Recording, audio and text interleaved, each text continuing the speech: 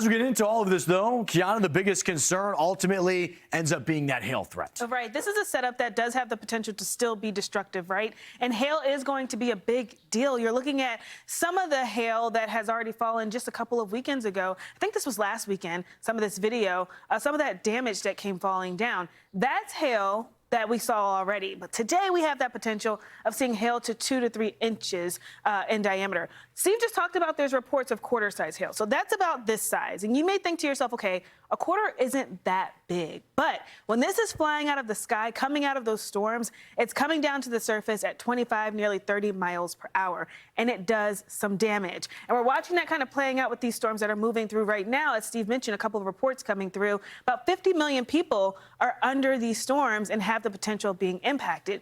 You think this is not a big deal? Well, we do have a chance of seeing hail even bigger than this. And I want to show you what some of that damage looks like as we kind of look at some of the videos that we could see kind of playing out. Hail could, up to a size of 2 inches, could come in and looking like a golf ball. I want to show you what that looks like. As we look at golf balls, this is what we have a chance of seeing kind of playing out with these storms. Golf ball the size of my hand, right?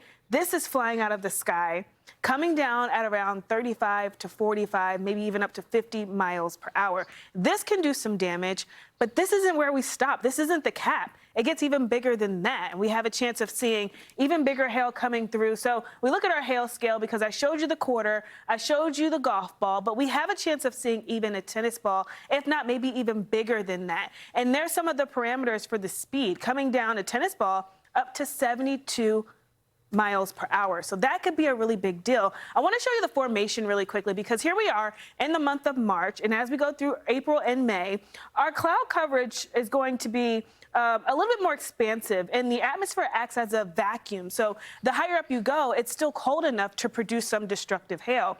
Getting into this cloud, I want to show you, this is a look at the ice. So imagine this tennis ball continuing to be vacuumed up into the atmosphere. And as it's going up into the atmosphere, it's moving into colder layers. It's adding to different layers of ice, and as it comes eventually getting too heavy, it comes flying out of this cloud and moving into some of these places like Chicago or Indianapolis or even out towards parts of Ohio. So that's where we're watching kind of play out tonight. I know it hasn't happened in entirety, and Steve's doing a great job kind of tracking these storms, but this is going to be the case through tonight. Ari is going to take us into the evening hours. As we mentioned, up to 50 million people can be impacted by these storms. So, Steve, a nice swath of places that we've already seen large hail once again in that threat zone as we get into this Thursday evening.